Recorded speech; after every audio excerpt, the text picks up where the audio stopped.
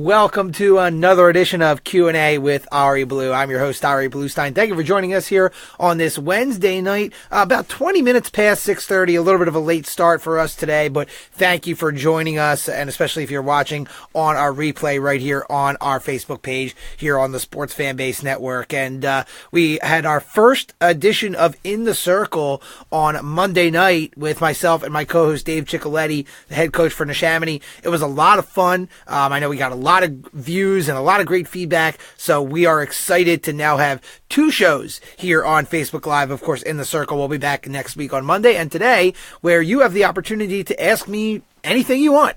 Use the hashtag AskAriBlue. We're active right here on Facebook. You can hit up on Twitter at @the_SFBN or at my personal Twitter account at AriBlueDU. We had some questions come in already about high school lacrosse. Lacrosse is so huge in this area. We had a request last week, I believe, or the week before, to get into some more lacrosse. We mainly focused on baseball, but today, it's all about lacrosse. We already have some great questions that came in. So let's start things off right here. This comes in from Marcy S.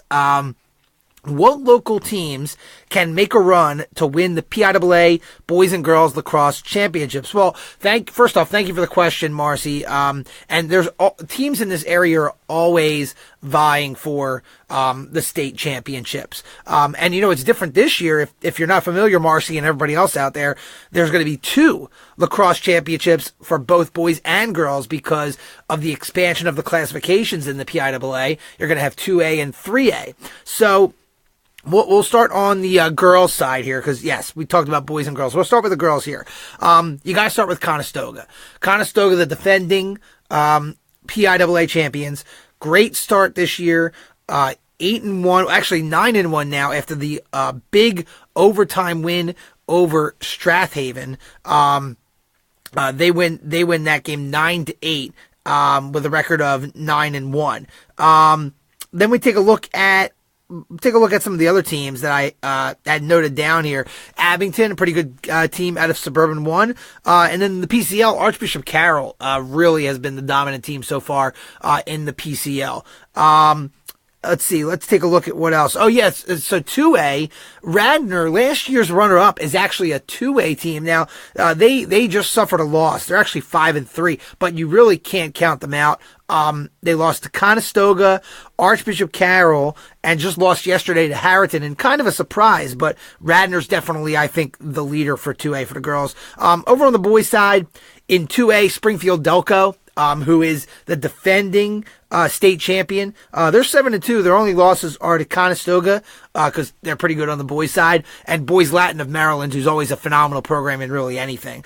At the 3A level, LaSalle out of the Catholic League, they were last year's runner-up. They lost to Springfield Delco. They're off to a phenomenal start this year. They should dominate the Philadelphia Catholic League. We mentioned Conestoga as well already. And Avon Grove, always a team that you should be looking out for. In boys lacrosse. So that's all in 3A. So hopefully that answers your question, Marcy. And again, thank you so much for submitting the question. And again, hashtag AskAriBlue. You can ask the questions right here on Facebook or on our Twitter page at @the_SFBN or also at Ari Blue DU on my personal Twitter handle. So thank you everyone for tuning in. And again, a reminder before we get into the next question, because we have a couple coming in now on our Facebook feed. We want to make sure to tell you, go to our website, thesfbn.com. A lot of great stuff on there, some fresh content. We're going to start to get some lacrosse and baseball stuff up. Make sure you check it out. Our past episodes of Varsity Voice, a lot of great stuff, thesfbn.com. All right, we're going to go to our next question here. This comes from Aaron C. Will any of the local teams knock off Culver Academy in the Interact Challenge? Well, that's a great question. Obviously, Aaron knows his lacrosse. To clarify for our viewers who don't know, the Interact Challenge is the best private schools in this area. Culver Academy is from Indiana. So Interact, the Interact and Friends School people, they brought in Culver Academy to participate in the tournament last year. Culver won. They're back again this year. And then I think after next year, they're going to kind of renegotiate and see if they want to keep Culver in the tournament. It's basically the postseason tournament for boys lacrosse in the private schools. to answer your question, I think yes. I think there's definitely a team locally that can beat Culver. In fact, the Haverford School beat Culver Academy 8-7 earlier this year at the end of March, which was actually ironically the score of the game last year in which Culver defeated the Haverford School in the Interact Challenge Championship. So I think Haverford School has a shot. Malvern Prep may have a shot. Episcopal Academy too, and Penn Charter. I mean, we're going to get to Penn Charter in just a minute. Well, actually, yeah, I'll mention them now. Penn Charter had a huge upset over the Haverford School, knocked them off yesterday. So all those Interact teams I just mentioned, they all have a shot to beat Culver, in my opinion. So thank you for the question, Aaron C. Certainly appreciate it. We had one more question that we got before. We actually had a couple more questions that we got before the show. It's been great. Thank you so much again. This one's from Alex D. In the PAISAA Girls Lacrosse Tournament, which is also the private school tournament, will it come down to Agnes, Irwin, and Episcopal Academy again? Great question. I would have to say yes. EA knocked off Agnes Irwin in the championship last year. Agnes Irwin had won the last 2 years. They're always a great program. Great coach, Jenny Duckenfield over there at Agnes Irwin doing great things. EA defeated Agnes Irwin in triple overtime, 13-12. Ace Carter from the Philadelphia Inquirer covered that game. So they're going to play again on May 2nd, and most likely a third time in the PAISAA championship game. So I would say it's definitely going to be Agnes Irwin and Episcopal Academy. GA, maybe an outside shot there, but I think you're looking at EA and Agnes Irwin. So I would definitely say yes to you, Alex. So thank you very much again for that question. We have some questions coming in here.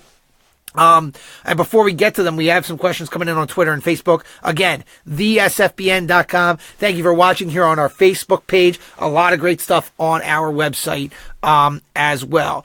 I believe we're going to go to the Twitter question now. This came in, just about a half hour ago. This came from Joe B. Do you have any info about the 4 female players on the boys lacrosse team at Harry S. Truman High School, or do a story about it? Well, thank you very much for sending in that question, Joe B. I actually did see the article. In fact, it was in the Intelligencer by Stuart London, who really does a great job covering high school sports. And I didn't get a chance to really read the article, so I'm aware that the girls are on the boys team. But I think that we're going to try and do a story on that, because it really is a very interesting story having the female players on the boys team. So thank you for the suggestion, and make sure you check out our website to see if we do end up doing a story on that very intriguing situation over at Harry S. Truman High School. So thank you very much for that. Okay, so we're getting some questions here on Facebook. We're going to start here with a question this is going to be from Brian B. Will rugby ever be considered a high school sport? That's a great question. And the answer is yes. In fact, if you've watched our show, Varsity Voice, last year we did a feature on rugby. Now, rugby's a little bit different because it's a club sport. Very similar to ice hockey in a sense, although ice hockey is really school affiliated. We did a special on the North Philadelphia Nomads, which basically is all of the North Philly public schools feeding into this one program. So the suburbs, it's huge. Private schools, it's huge. So it is considered a high school program. It's just not PIAA sanctioned. So I don't think it ever will be PIAA sanctioned, in my opinion, or at least not in the near future, because it is one of those sports like ice hockey that is very costly, and to make that a PIAA sport, it may not work for a lot of schools. It may still just be a club sport. But again, there are high school players that play competitively in the Philadelphia area, outside Philadelphia, in rugby. So thank you for that great question from Brian. Okay, we have another Facebook question here. Let's see. Okay. Oh, this one from Joey G? Is that okay? Joey G. On a scale of 1 to 10, with 10 being the highest, how would you rate Julian Bellman's performance on last week's show? That's great. Joey G, thank you for the question. I would rate Julian, and I have to be careful because he's making me look good on camera right now. I'm going to give him a 6.5. We'll say that. Now he puts his arms up. All right, we'll make it a 7.5. No, Julian did a great job filling in for me. I was away after a long football and basketball season. I just need a little bit of time to get away with my family. So he did a great job filling in, and he's done a great job really building up SFBN and getting all these Facebook Live shows together. So he gets a 12 on a scale of 1 to 10 as a producer. So how's that, Julian? We like that, Julian? Okay, give me the thumbs up for those of you watching behind the glass. So thank you very much, Joey G, for asking the question. I appreciate it. Again, go to our website. We have a lot of great stuff on there. We're really becoming the hub of high school sports. www.thesfbn.com. You can see our past Varsity Voice episodes, our past broadcasts that went out live on our SFBN portal, all of our great fresh content we covered a ton of basketball games in the winter, great photos, great writers, and of course you can learn everything about SFBN and what is coming up. A lot of great interaction today. I love it. Thank you so much to everybody for submitting the questions. In fact, we had a nice little rugby conversation going on here on our comments page. That's great. So we talked lacrosse, got a little rugby in, got a little Julian Bellman evaluation. I love it. So thank you so much. And I think we're out of questions for today, but what a great show.